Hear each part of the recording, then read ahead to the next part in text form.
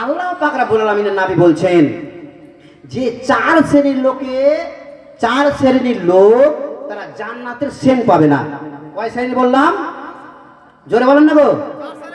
কে খারাপ লাগছে নাকি? যদি গান হতো তো গানের তালে তালে চলতো, মুখও চলতো, বডিও চলতো, খুবই চলতো না। একটা কথা জিজ্ঞেস করছি, প্রশ্ন করছি, প্রশ্নের উত্তরটা দেন। আপনারা তো জানেন সবাই, আপনারা তো সবাই অবগত আছেন কয়জন ব্যক্তি জান্নাতের সেন্ট পাবে না বললাম? 4 জন ব্যক্তি। এক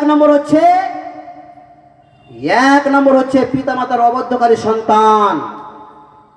2 নম্বর হচ্ছে মদ নিশাজাত দ্রব্য সেবনকারী। 3 নম্বর হচ্ছে দান করে যে খোটা দেয়। কি দেয় না? অনেকে দেয় না। দান করেছি, ওকে না দিলে তুই মানুষই হতে পারতি না, তোকে টাকা না দিলে তুই তো খাইতে পারতি না। কি বলি না? মসজিদে আমি দান করেছি, আমার টাকাতে মসজিদ হয়েছে, মাদ্রাসা হয়েছে।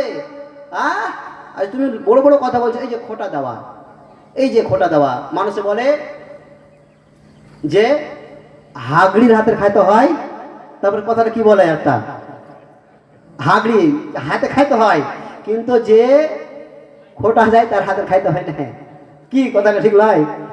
হাগড়ি হাতে ভুলে গেছে, খাইয়ে নেন, হাতটা বসে খাই তো ভালো, কিন্তু যে দান করে, যে খোটা দান করবে, খবরদার খাইয়েন না। তো যে ব্যক্তি দান করে খোটা দেয়, জান্নাতের সেন্ট পাওয়া যাবে না। আর 4 নম্বর হচ্ছে মূর্তি পূজারী।